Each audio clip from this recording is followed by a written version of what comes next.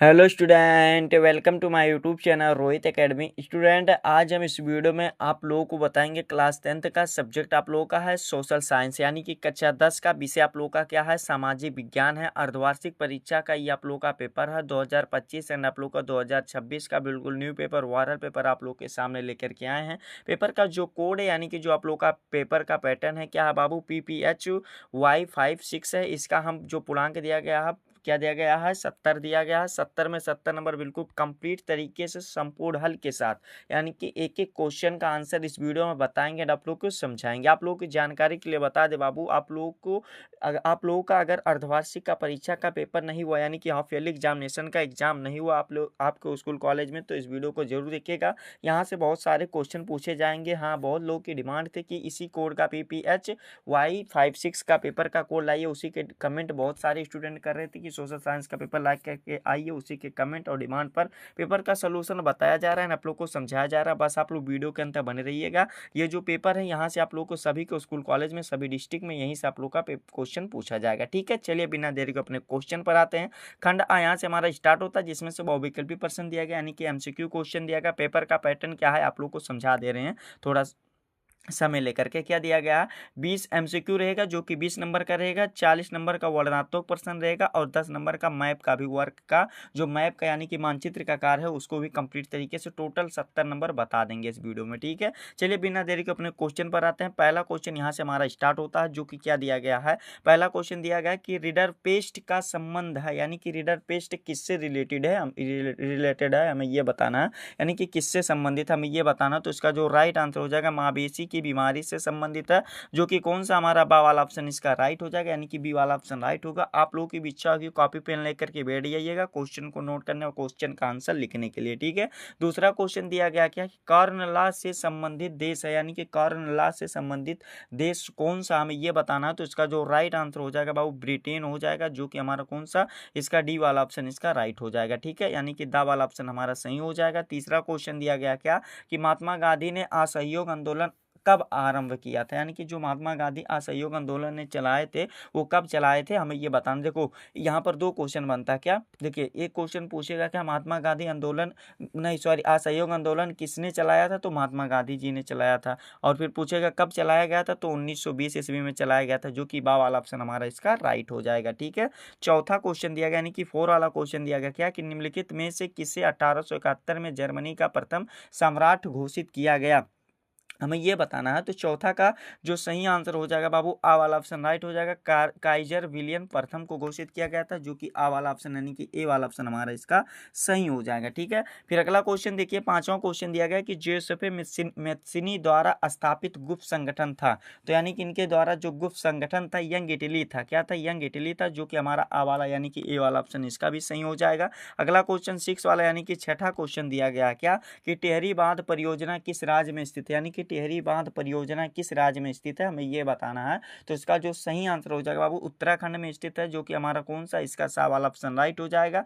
फिर अगला क्वेश्चन 7वां दिया गया कि हौज खास जलीय निकाय स्थित है, यानी कि ये कहां पर स्थित है, यानी कि कहां पर है, हमें यह बताना। तो दिल्ली में स्थित है, जो कि हमारा कौन सा, डी वाला ऑप्शन यानी कि दा वाला ऑप्शन हमारा इसका सही हो जाएगा। ठीक है, फिर अगला क्वेश्चन देखिए, 8वां क्वेश्चन दिया गया क्या, इसमें समझिएगा कि हरा सोना निम्नलिखित में से किसे कहा जाता है, यानी कि हरा सोना यानी कि ग्रीन गोल्ड किसे कहते हैं, हमें ये बताना है। तो प्राकृतिक वनस्पति को कहते हैं, जो कि ए वाला ऑप्शन हमारा यानी कि आ वाला ऑप्शन हमारा इसका सही हो जाएगा। ठीक है, अगला क्वेश्चन नौवां क्वेश्चन हमारा दिया गया, निम्नलिखित में से किस राज्य में लाल मिट्टियां पाई जाती है, यानी कि किस राज्य में लाल मिट्टियां पाई जाती है, हमें यह बताना है। तो इसका जो सही आंसर हो जाएगा बाबू, 9वें का राइट आंसर क्या हो जाएगा, देखिए इसका जो राइट आंसर हो जाएगा उड़ीसा हो जाएगा, जो कि बा वाला ऑप्शन हमारा इसका राइट हो जाएगा। तो इस प्रकार से ये वाला क्वेश्चन कंप्लीट हो गया। फिर आगे का नेक्स्ट पेज पे यानी कि दूसरे पेज पर आते हैं। देखिए बाबू, आप लोग कमेंट करते हैं वीडियो का आप लोग को फुल सोल्यूशन यानी कि संपूर्ण हल यानी कि वीडियो प्रोवाइड करवाते हैं, लेकिन आप लोग वीडियो को शेयर नहीं करते हैं। तो आप लोगों के लिए यही काम होगा कि इस वीडियो को क्लास 10 यानी कि कक्षा 10 के जितने भी स्टूडेंट होंगे ना,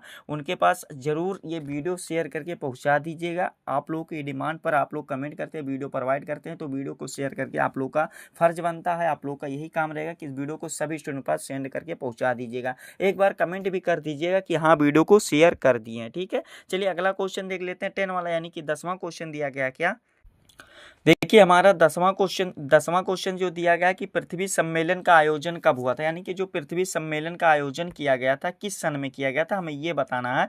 तो इसका जो राइट आंसर हो जाएगा वर्ष 1922 में किया गया था, जो कि बा वाला ऑप्शन हमारा इसका राइट हो जाएगा। फिर अगला क्वेश्चन 11 वाला दिया गया कि संविधान के अनुसार भारत की राजभाषा है, यानी कि संविधान के अनुसार भारत की राजभाषा क्या है, तो हिंदी है। क्या है बाबू, हिंदी है। आ वाला ऑप्शन हमारा इसका भी राइट हो जाएगा। 12 वाला क्वेश्चन दिया गया निम्नलिखित में से क्या राज्य सूची का विषय नहीं है, यानी कि कौन सा राज्य सूची का विषय नहीं, हमें ये बताना। तो मुद्रा हो जाएगा, जो कि डी वाला ऑप्शन हमारा इसका राइट हो जाएगा। फिर अगला क्वेश्चन हमारा 13 वाला क्वेश्चन दिया गया निम्नलिखित में से कौन सा संघीय राज्य नहीं है, यानी कि संघीय राज्य निम्नलिखित में से कौन सा नहीं, हमें ये बताना है। तो इसका जो सही आंसर हो जाएगा दिल्ली हो जाएगा, जो कि कौन सा हमारा डी वाला ऑप्शन इसका राइट हो जाएगा। फिर अगला क्वेश्चन दिया गया श्रीलंका स्वतंत्र राष्ट्र कब बना, यानी कि जो श्रीलंका था वो स्वतंत्र राष्ट्र कब बना था, तो 1948 में बना था, जो कि हमारा कौन सा भारत 1947 में बना था और श्रीलंका 1948 में बना था। इस प्रकार से हमारा सा वाला ऑप्शन इसका राइट हो जाएगा। अगला क्वेश्चन हमारा 15 वाला दिया गया है बेल्जियम में किस प्रकार की सरकार है, यानी कि जो बेल्जियम है उसमें किस प्रकार की सरकार है, तो सामुदायिक सरकार है, जो कि हमारा बा वाला यानी कि बी वाला ऑप्शन इसका राइट हो जाएगा। 16 वाला क्वेश्चन दिया गया क्या समझिएगा कि भारत में जीविका का प्रमुख स्रोत है, यानी कि भारत में जीविका का प्रमुख स्रोत क्या है, हमें ये बताया है। तो इसका जो राइट आंसर हो जाएगा क्या हो जाएगा बाबू, 16 का सही आंसर जो हो जाएगा क्या हो जाएगा, कृषि हो जाएगा, यानी कि क्या हो जाएगा, एग्रीकल्चर हो जाएगा, जो कि बी वाला ऑप्शन हमारा इसका राइट हो जाएगा। अगला क्वेश्चन 17 वाला दिया गया क्या कि औद्योगिक क्रियाओं को किस आर्थिक क्षेत्र में रखा गया है, यानी कि औद्योगिक क्रियाओं को किस आर्थिक क्षेत्र में रखा गया है, हमें ये बताना है। तो 17 का जो सही आंसर हो जाएगा द्वितीय क्षेत्र में रखा गया, जो कि बा वाला ऑप्शन हमारा इसका राइट हो जाएगा। अगला क्वेश्चन 18 वाला क्वेश्चन दिया गया क्या कि शिशु मृत्यु अनुपात निकाला जाता है, यानी कि शिशु मृत्यु अनुपात किस में निकाला जाता है, हमें ये बताना है। तो 18 का जो राइट आंसर हो जाएगा बाबू आ वाला ऑप्शन हमारा सही हो जाएगा।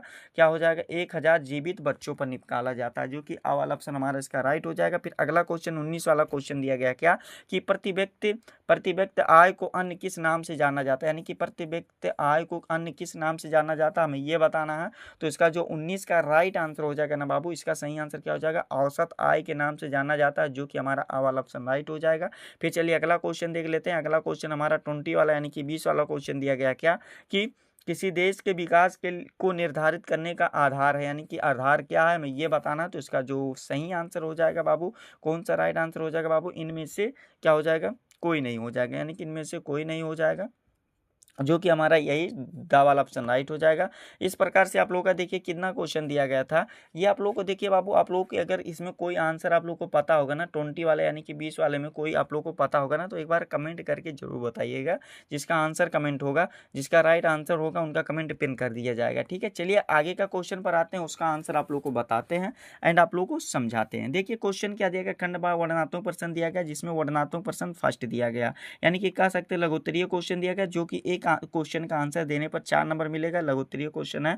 यानी कि पहला क्वेश्चन इसमें दिया गया क्या कि आर्थिक क्रियाओं से क्या अभिप्राय है, प्रमुख आर्थिक क्रियाओं का वर्णन कीजिए, जो कि 4 नंबर का क्वेश्चन दिया गया। अथवा करके इसमें दिया गया है कि मानव विकास में स्वास्थ्य की क्या भूमिका, यानी कि मानव विकास में स्वास्थ्य की क्या भूमिका होती है, हमें यह बताना। तो पहला क्वेश्चन दिया गया आर्थिक क्रियाओं से क्या अभिप्राय है, प्रमुख आर्थिक क्रियाओं का वर्णन कीजिए। तो चलिए इसका आंसर लिखिएगा क्या कि आर्थिक क्रियाओं से तात्पर्य उन सभी क्रियाओं से है जो मनुष्य द्वारा धन कमाने और अपनी आजीविका चलाने के उद्देश्य से की जाती है, और इन क्रियाओं में वस्तुओं और सेवाओं का उत्पादन, विनिमय और वितरण शामिल होता है। आर्थिक क्रियाओं को मुख्य रूप से 3 भागों में वर्गीकृत किया गया है। प्राथमिक क्रिया होते हैं, द्वितीयक क्रिया होते हैं, तृतीयक क्रिया होती है, ठीक है। प्राथमिक क्रिया इसमें क्या, प्राथमिक क्रिया में लिखिएगा, हेडिंग बना करके लिखिएगा, ये क्रियाएं सीधे प्राकृतिक संसाधनों को संबंधित होती हैं। जैसे क्या होता है इनमें कृषि, मछली पकड़ना और वानिकी वन संरक्षण होता है, खनन और पशुपालन जैसी गतिविधियां शामिल होती हैं। द्वितीय क्रिया में लिखना है इन क्रियाओं में प्राकृतिक उत्पादों और विनिर्माण के उत्पादन में से अन्य रूपों में बदला जाता, उदाहरण के लिए कपास से कपड़ा बनाना और गन्ने से गुड़ बनाना। तीसरा लिखिएगा, हेडिंग बनाइएगा, तृतीय क्रियाएं लिखिएगा, इन क्रियाओं को सेवा क्षेत्र भी कहते हैं। ये प्राथमिक और द्वितीय क्षेत्रों को सहायता प्रदान करती है और इनमें परिवहन संचार होता है, बैंकिंग होता है और व्यापार और बीमा जैसी सेवाएं शामिल है। तो इस प्रकार से आप लोग का 4 नंबर इसमें भी कंप्लीट हो जाएगा बाबू। फिर अगला क्वेश्चन, दूसरा क्वेश्चन दिया गया कि संघात्मक शासन की स्थापना के 2 प्रमुख तरीकों का वर्णन कीजिए, जो कि 4 नंबर का क्वेश्चन दिया गया। अथवा करके दिया गया क्या कि अथवा करके क्वेश्चन दिया गया कि भारतीय संदर्भ में सत्ता की हिस्सेदारी का एक उदाहरण देते हुए इसका एक युक्त परक का और एक नैतिक कारण बताइए। तो ये वाला आप लोग का देखिए ऊपर क्या दिया गया, क्या दिया गया, संघात्मक शासन की स्थापना के 2 प्रमुख तरीकों का वर्णन कीजिए। तो चलिए इसका आंसर बता देते हैं। इसका आंसर लिखिएगा, संघात्मक शासन की स्थापना के 2 प्रमुख तरीके निम्न है। पहला है साथ आकार संघ बनाना। इसमें लिखिएगा क्या कि इसमें 2 या 2 से अधिक स्वतंत्र राज्य अपनी संप्रभुता को बनाए रखने के लिए एक बड़े संघ का निर्माण करते हैं। इस प्रकार के संघ में सभी राज्यों को समान अधिकार प्राप्त होता है। उदाहरण के लिए संयुक्त राज्य अमेरिका, स्विट्जरलैंड और ऑस्ट्रेलिया है। इस प्रकार से ये पहला हो जाएगा। दूसरा हेडिंग बनाइएगा, साथ रह करके संघ बनाना। दूसरा हेडिंग बनाइएगा, साथ रह करके संघ बनाना। इसमें लिखिएगा, इसमें एक बड़ा देश अपनी आंतरिक विविधता को ध्यान में रखते हुए राज्यों का गठन करता है और उन्हें कुछ शक्तियां प्रदान करता है। इसमें केंद्र सरकार राज्यों की तुलना में अधिक शक्तिशाली होता है। उदाहरण के लिए भारत, स्पेन और बेल्जियम होता है। तो इस प्रकार से इसमें भी आप लोगों का 4 नंबर कंप्लीट हो जाएगा। क्या कंप्लीट हो जाएगा। फिर अगला क्वेश्चन देखिए, तीसरा क्वेश्चन दिया गया, राष्ट्रीय उद्यान किसे कहते हैं। अथवा करके दिया गया 4 नंबर का क्वेश्चन है कि बहुराष्ट्रीय, क्या दिया गया, बहुराष्ट्रीय परियोजना से होने वाले लाभ और हानियों की तुलना कीजिए। तो आप लोगों का चलिए बताते हैं, राष्ट्रीय उद्यान किसे कहते हैं। इसका आंसर क्या लिखेगा, राष्ट्रीय उद्यान ऐसे संरक्षित क्षेत्र होते हैं जिन्हें सरकार द्वारा वन्य जीवों और जैव विविधता के संरक्षण के लिए स्थापित किया जाता है। इन क्षेत्रों में किसी भी प्रकार की मानवीय गतिविधि जैसे चराई, शिकार या वनों की कटाई की अनुमति नहीं होती है। इनका मुख्य उद्देश्य प्राकृतिक पर्यावरण और वन्य जीवों को उनके प्राकृतिक आवास में सुरक्षित रखना होता है। ठीक है, ये राष्ट्रीय उद्यान लिख करके 4 नंबर इसमें कंप्लीट हो जाएगा। अथवा वाला क्वेश्चन आप लोग स्वयं से तैयार कर लीजिएगा। फिर अगला क्वेश्चन, जितना भी क्वेश्चन बता रहे हैं सभी मोस्ट इंपॉर्टेंट क्वेश्चन, इसको अच्छे तरीके से आप लोग जरूर तैयार कर लीजिएगा। ठीक है, चौथा क्वेश्चन दिएगा, मृदा अपरदन पर एक संक्षिप्त टिप्पणी लिखिए। यानी कि जो मृदा अपरदन होता है इस पर आप लोग को एक संक्षिप्त टिप्पणी लिखना है। तो आप लोग को क्या करना है, इसको आप लोग को बता दे क्या, इसको आप लोग को स्वयं से तैयार कर लीजिएगा। अथवा वाला भी क्वेश्चन स्वयं से तैयार कर लीजिएगा। अगला क्वेश्चन हमारा दिया गया वर्णनात्मक प्रश्न सेकंड, यहाँ से स्टार्ट होता है, यानी कि दीर्घ उत्तरीय क्वेश्चन है, जो कि एक क्वेश्चन का राइट आंसर देने पर आप लोग को 6 नंबर मिलेगा। इसमें 6 वाला क्वेश्चन दिया गया, 19वीं सदी की अनुबंध व्यवस्था जिसे नई दास प्रथा भी कहा जाता है, इसका अर्थ यानी कि दास प्रथा कहा जाता का अर्थ बताइए और भारत के संदर्भ में इसका उल्लेख कीजिए। अथवा करके दिया गया, गांधी जी के नमक यात्रा का वर्णन कीजिए। यानी कि जो गांधी जी का नमक यात्रा था इसके बारे में हमें वर्णन करना। तो ये वाला भी क्वेश्चन आप लोग स्वयं से अच्छे तरीके से बाबू तैयार कर लीजिएगा। सभी जितना भी क्वेश्चन है इंपॉर्टेंट क्वेश्चन है। फिर 6 वाला क्वेश्चन देखा, वियना संधि क्या थी, इसके प्रमुख उद्देश्यों की व्यवस्थाओं का वर्णन कीजिए। 6 नंबर का क्वेश्चन अथवा करके दिया गया है। क्या दिया गया, अथवा करके, यानी कि आप लोग के लिए ऑफर के तौर पर क्वेश्चन दिया गया, मृदा अपरदन को रोकने के उपायों का वर्णन कीजिए। तो इन सभी क्वेश्चन को जरूर तैयार कर लीजिएगा, सभी एग्जाम के लिए इंपॉर्टेंट है। आगे का क्वेश्चन, 7वां क्वेश्चन हमारा दिया गया, क्या 7वां क्वेश्चन दिया गया कि वन और वरुण जीव संरक्षण के सहयोगी रीति रिवाजों पर एक निबंध लिखिए। 6 नंबर का क्वेश्चन दिया गया। अथवा करके दिया गया कि वर्षा जल संग्रहण की पद्धतियों का वर्णन कीजिए। तो इसको भी अच्छे तरीके से आप लोग तैयार कर लीजिएगा। 8वां क्वेश्चन हमारा दिया गया, श्रीलंका में बहुसंख्यकवाद और इसके प्रभावों का वर्णन कीजिए। 6 नंबर का क्वेश्चन दिया गया। अथवा करके दिया गया, शासन के संघीय और एकात्मक स्वरूपों में क्या क्या प्रमुख अंतर है, इसे उदाहरण के माध्यम से स्पष्ट कीजिए। तो ये वाला भी क्वेश्चन आप लोग अच्छे तरीके से तैयार कर लीजिएगा। क्या कर लीजिएगा, तैयार कर लीजिएगा। मानचित्रकार यहाँ से हमारा स्टार्ट होता है, यानी कि मैप ऑफ वर्क यहाँ से स्टार्ट होता है, जिसमें से पहला क्वेश्चन हमारा दिया गया, वह स्थान जहाँ लाल मृदा पाई जाती है, यानी कि उस स्थान का बताना है जहाँ लाल मृदा पाई जाती है। यहाँ पर आप लोग को मैप का थोड़ा नंबर का प्रोसेस बता देते हैं। टोटल 1 नंबर मिलेगा, आधा नंबर यानी कि 1/2 यानी कि हाफ नंबर क्या लिखने पर सही अगर आंसर लिखते हैं और दर्शा देते हैं, अगर आप सही लिख देते हैं नाम उसका, जो क्वेश्चन पूछा उसका आंसर सही लिख देते हैं तो आधा नंबर मिलेगा। फिर उसके बाद दर्शा भी देते हैं मैप में यानी कि मानचित्र में, तब भी आप लोग को 1 नंबर आधा फिर मिल जाएगा। तो टोटल 1 नंबर का क्वेश्चन रहेगा। ठीक है, समझ गए ना बाबू। फिर इसमें दिया गया वह स्थान जहाँ लाल मृदा पाई जाती है, तो इसका नाम है तमिलनाडु में भी पाई जाती है, कर्नाटक, महाराष्ट्र, आंध्र प्रदेश, तेलंगाना, उड़ीसा, झारखंड और उत्तरी पूर्वी राज्यों के कुछ स्थानों पर भी पाई जाती है। तो इसको आप लोग दर्शा दीजिएगा, इसमें भी कंप्लीट हो जाएगा। फिर अगला दिया गया, वह स्थान जहाँ जूट की खेती की जाती है, तो बहुत है बाबू, क्या पश्चिम बंगाल है, आसम है, बिहार बिहार, उड़ीसा, उत्तर प्रदेश है। तो ये वाला भी कंप्लीट हो जाएगा। फिर अगला क्वेश्चन दिया गया कि वह स्थान जहाँ लौह अयस्क की खानें पाई जाती हैं, तो इसका क्या नाम हो जाएगा बाबू? पश्चिम बंगाल भी है, सॉरी यहाँ पर क्या है, पश्चिम बंगाल नहीं है, उड़ीसा है, झारखंड है, छत्तीसगढ़ है, कर्नाटक है और गोवा है। तो ये वाला भी कंप्लीट हो जाएगा। फिर अगला दिया गया वह स्थान जहाँ तेल पाया जाता है, तो तेल कहाँ पे पाया जाता है बाबू? आसम, गुजरात, मुंबई और कृष्णा गोदावरी बेसिन में आदि पाया जाता है। तो ये वाला भी कंप्लीट हो जाएगा। फिर अगला क्वेश्चन दिया गया वह स्थान जहां भारतीय राष्ट्रीय आंदोलन के महत्वपूर्ण केंद्र है, तो इसका जलियांवाला बाग हत्याकांड अमृतसर यानी कि दर्शा देना है। क्वेश्चन को घुमा करके पूछ लिया है। चौरी चौरा कांड उत्तर प्रदेश को भी दर्शा सकते हैं। दांडी यानी कि गुजरात में दर्शा सकते हैं। चंपारण बिहार में दर्शा सकते हैं। साबरमती आश्रम जो कि अहमदाबाद में गुजरात के पास है। तो ये वाला भी कंप्लीट हो जाएगा। कितना? 5 नंबर कंप्लीट हो जाएगा। फिर आगे का क्वेश्चन देखिए क्या दिया गया, पर्वतीय मिट्टी का क्षेत्र आप लोग को इस चिन्ह द्वारा बताना है। तो किसी को आप लोग को बता देना, जम्मू कश्मीर या हिमाचल प्रदेश या उत्तराखंड, सिक्किम, अरुणाचल प्रदेश और भी पूर्वोत्तर के जितनी भी पहाड़ी हैं उनको भी दर्शा दीजिएगा। फिर आगे दिया गया है कि डल झील इस चिन्ह द्वारा बताना, यानी कि डल झील कहाँ पर? जम्मू कश्मीर में स्थित है। ताप्ती क्या दिया गया? ताप्ती नदी पर इस चिन्ह द्वारा बताना। तो ताप्ती नदी कहाँ पर? मध्य प्रदेश के सतपुड़ा पर्वतमाला से निकल करके गुजरात से होते हुए अरब सागर में गिरती है। तो ये वाला भी कंप्लीट हो जाएगा। फिर अगला क्वेश्चन चौथा दिया कि गेहूं का सबसे बड़ा उत्पादक राज्य बताना। गेहूं का सबसे बड़ा उत्पादक है यूपी, यानी कि क्या बाबू? उत्तर प्रदेश है। तो ये वाला भी कंप्लीट हो जाएगा। फिर अगला क्वेश्चन दिया गया कपास के उत्पादन का एक क्षेत्र इस चिन्ह द्वारा दर्शाना है। तो इसको आप लोगों को क्या हो जाएगा? गुजरात हो जाएगा, महाराष्ट्र हो जाएगा, तेलंगाना हो जाएगा, आंध्र प्रदेश और पंजाब हो जाएगा।